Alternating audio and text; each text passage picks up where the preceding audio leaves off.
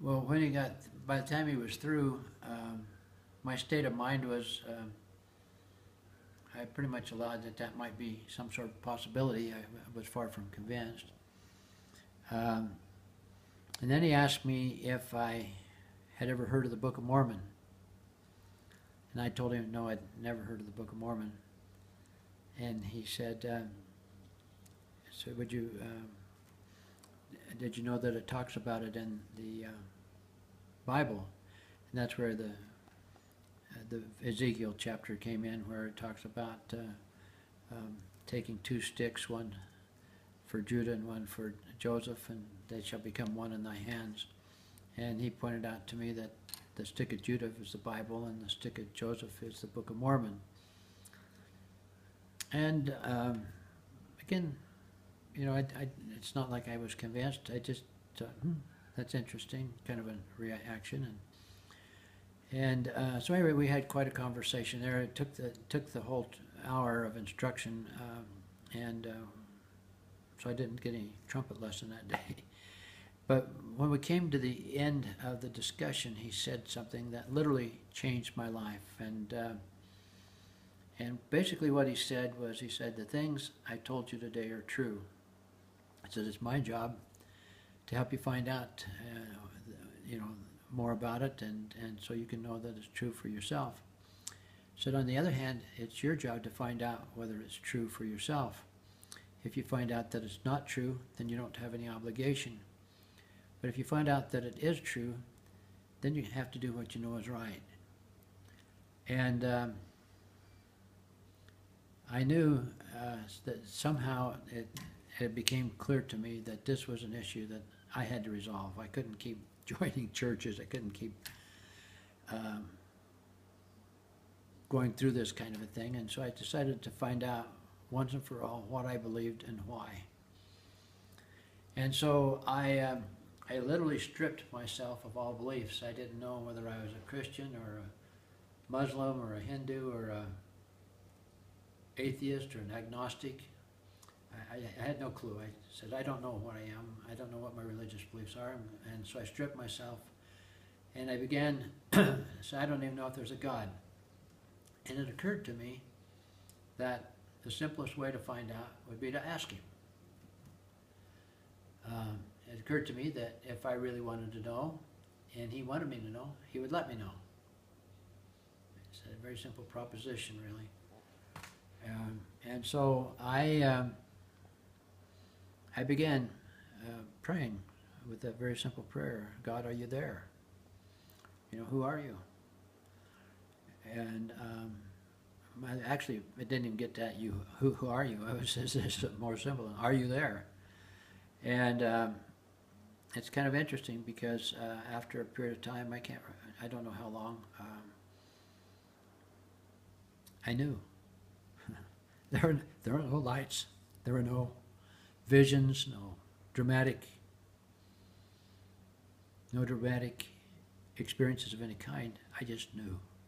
I knew deep in my soul, as surely as I knew that I lived, that God lived, and that I was important to him, and that he had given me that assurance. Well, so at the same time, having stripped myself of all beliefs, I began studying different religions.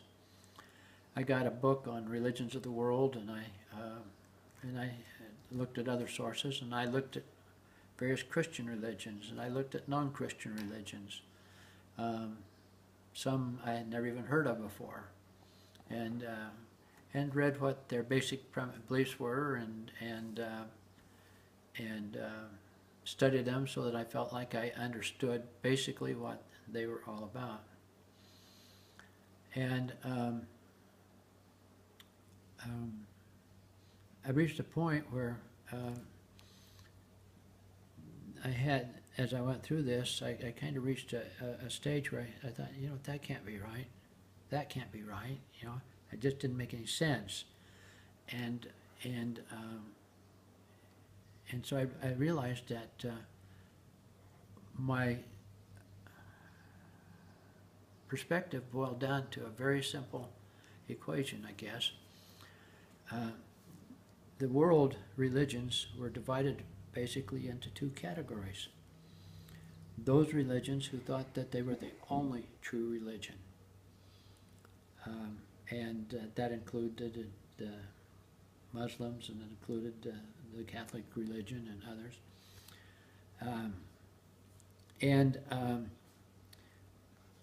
That can't be, that can't be right, because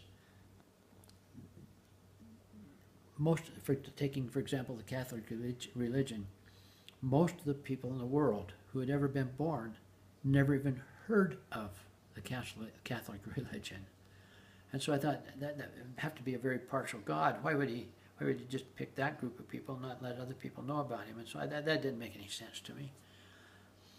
And so then the other group of religions, and basically all religions fell into these two categories. The other category of religion said, yeah, it doesn't really matter. And primarily the Protestant religions fit this group very well, where they say, we're the best, but they're good too.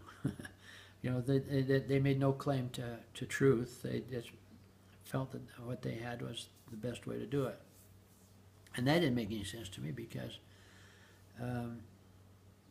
if there had to be anything that's true, it had to be God and that which comes from God.